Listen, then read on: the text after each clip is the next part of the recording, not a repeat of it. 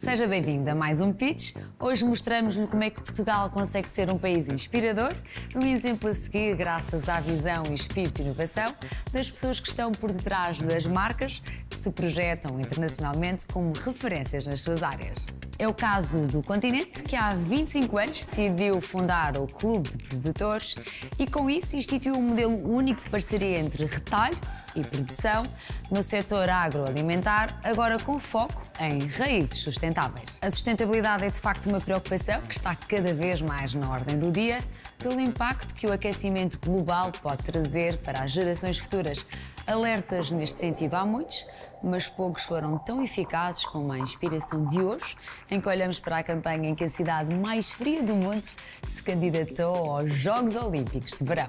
Para quebrar o gelo, desafiámos duas mulheres com provas dadas ao longo do seu percurso profissional para debater o empoderamento e a liderança no feminino. Conversámos ainda com um casal que tinha um sonho. Esse sonho demorou 8 anos a realizar-se, mas valeu a pena. O Museu do Terremoto de Lisboa é mais um excelente exemplo do que é nacional. É bom e os prémios que o Quake tem recebido confirmam isso mesmo. Eu sou a Marta Leite Castro, continua desse lado.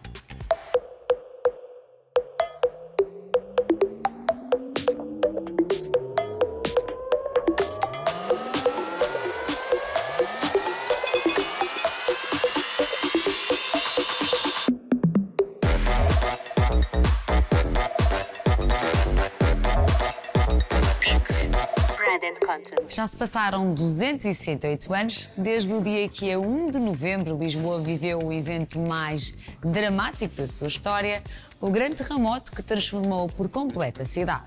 Hoje, a capital portuguesa tem um museu que recria esse episódio e a forma imersiva e realista como o faz já conquistou vários prémios internacionais, o último deles nos World Travel Awards, considerados os Oscars do turismo. Os sócios fundadores do Quake falaram ao Pitch de como é que este espaço com 1.800 metros quadrados consegue, em pouco mais de hora e meia, ser uma experiência que une gerações, com recurso a simuladores, videomapping e tecnologia 4D interativa e ser também um alerta.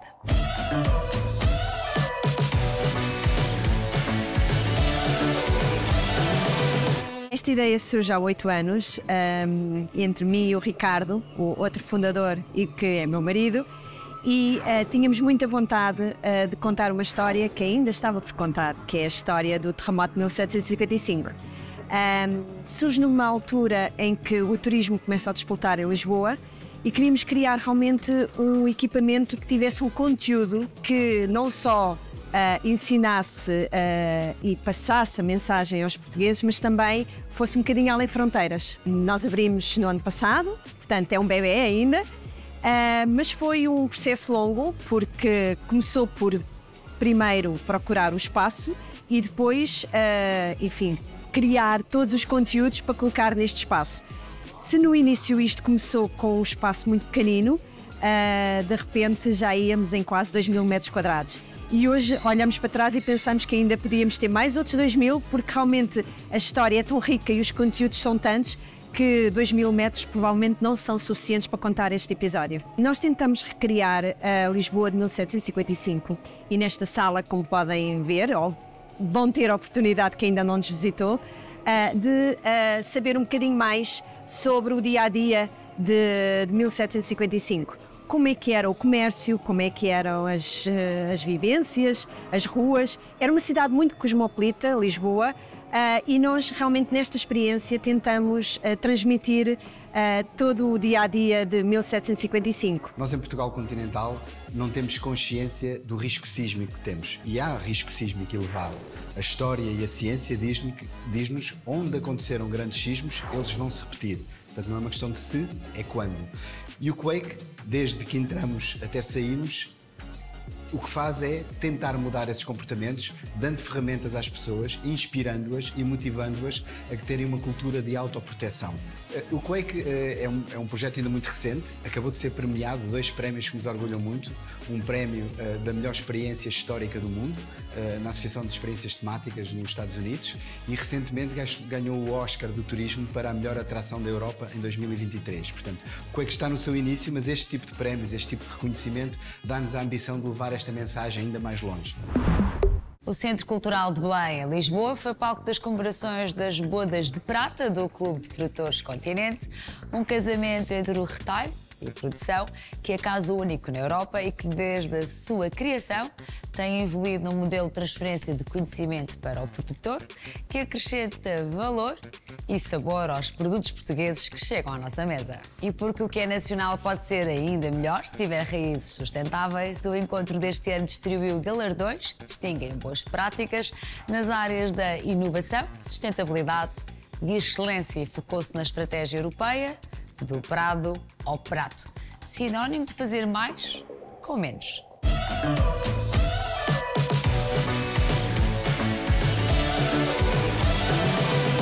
Este Clube de Produtores do Continente distingue-se como um modelo único de parceria a nível europeu, eu até diria mundial, entre retalho e produção. Não existe em mais lado nenhum um retalhista que trabalhe com a produção nacional, no nosso caso, produção portuguesa, para que em conjunto consigamos fazer caminhos e que vão respondendo aos desafios que nos vão aparecendo. Neste momento estamos a olhar para o caminho da sustentabilidade, mas cumpre com uma coisa muito especial e que só nós em Portugal conseguimos ter, que é o sabor. O facto de nós estarmos nesta costa à beira-mar, temos condições edafoclimáticas completamente diferentes do resto da Europa e por isso todas as nossas frutas e legumes têm um sabor muito especial e acredito muito nesta parceria sólida, nesta relação muito para além do comercial que nós temos de família de produtores para a família dos nossos clientes do continente.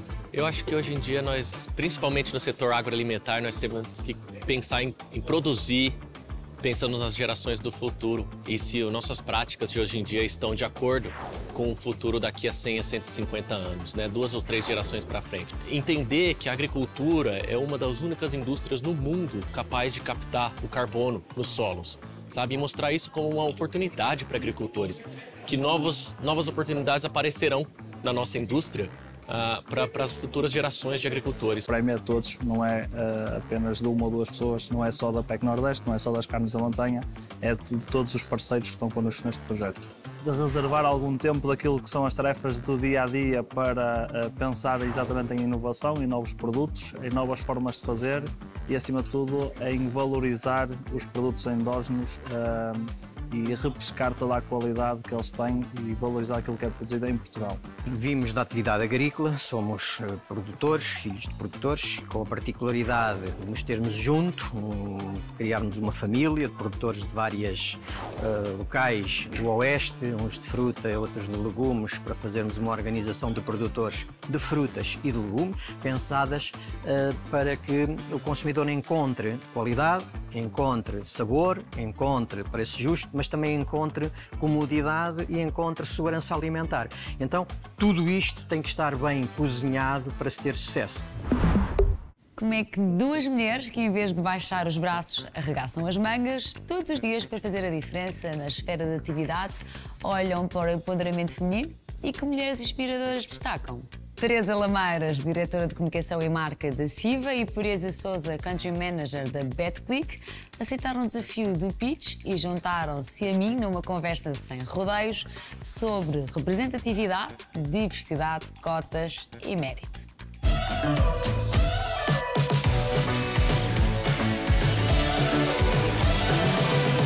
O tema do empoderamento feminino continua a dividir opiniões, mas é um tema que veio para ficar e é, obviamente, transversal.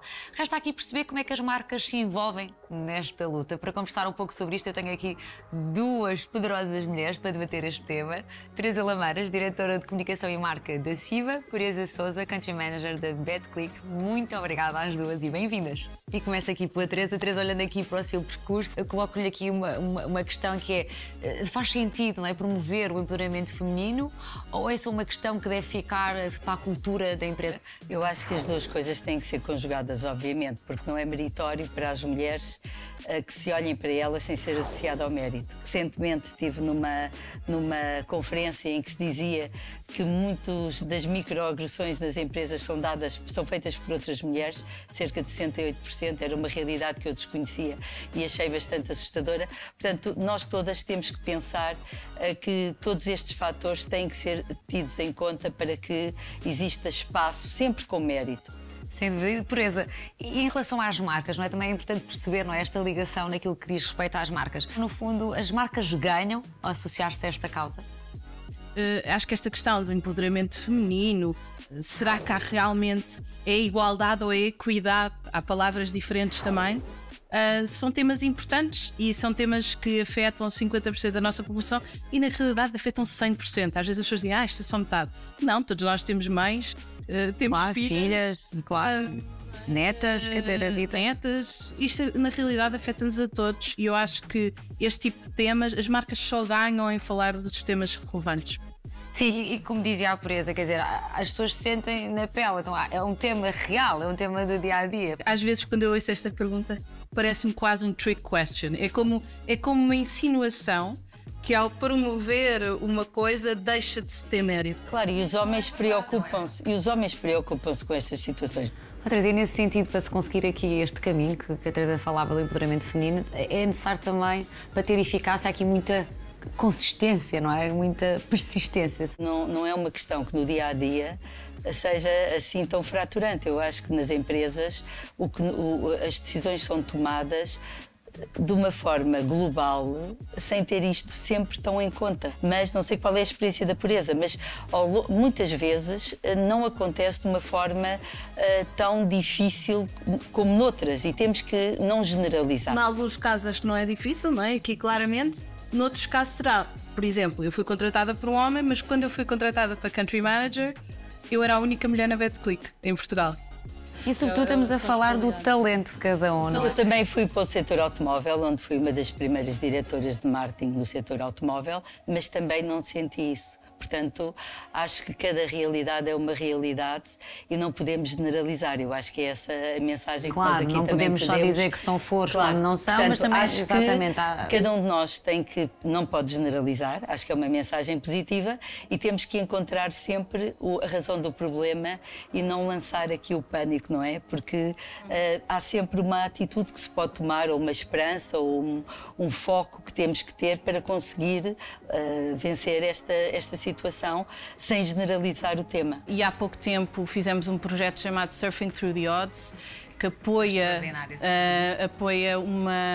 a SOMA, que é os surfistas orgulhosos da mulher em África, que no fundo é um projeto de empoderamento de raparigas e mulheres em São Tomé, e em que não só conseguimos no fundo, dar visibilidade a esse projeto, como conseguimos que numa ótica mais de economia circular e sustentável, que é a forma como nós pensamos nestas coisas, conseguimos que este projeto fosse financiado a longo prazo, fazendo uma parceria com uma terceira marca, que é a Shutterstock. Nós próprios, no nosso grupo, temos uma mulher que seguimos, que é Edgard, que é uma mulher da Audi, que nos inspira e que fala muito dos valores que a marca e que o grupo quer seguir. Portanto, eu iria referi-la. Eu vou dar um exemplo, por exemplo, da Tisha Penicheiro, não é? Que é embaixadora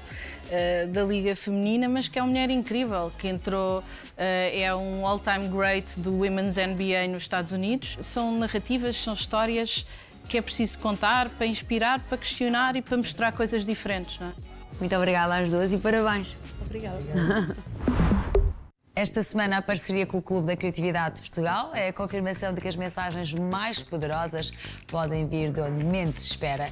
É esse o enorme trunfo quando se pretende chamar a atenção para as alterações climáticas. Foi precisamente isso que aconteceu quando o lugar mais frio da Finlândia, a cidade de Sala, se candidatou aos Jogos Olímpicos de Verão de 2032. O diretor criativo da agência Nossa, Rafael Clark, conduz-nos por esta campanha.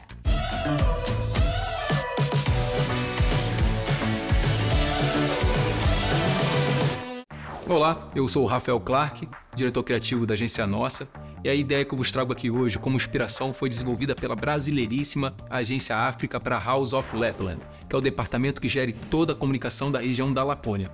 Isso, Lapônia, a terra do Pai Natal.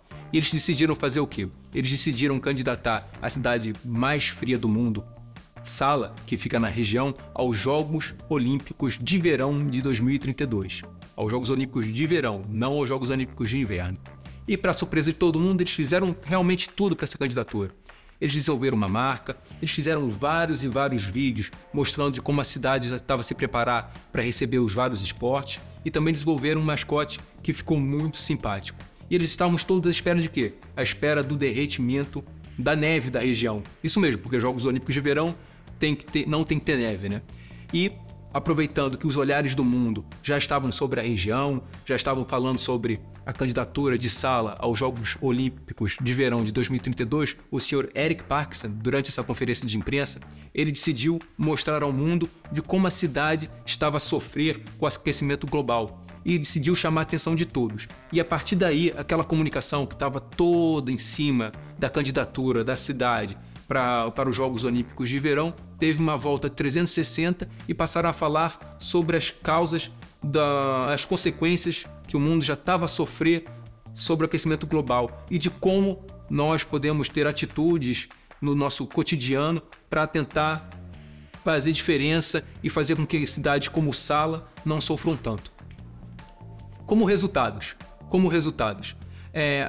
essa campanha teve mais de 7 mil milhões em earned media, que para minha visão, para uma campanha sobre o aquecimento global, né, é incrível, né? Ainda mais para uma cidadezinha da região, né? Como é que uma cidadezinha aí da região conseguiu chamar a atenção de todo mundo por um problema que todos nós falamos, mas que na verdade nós não damos realmente importância no nosso cotidiano. Para mim essa campanha foi incrível, foi quase que imbatível e recebeu vários e vários prêmios de criatividade.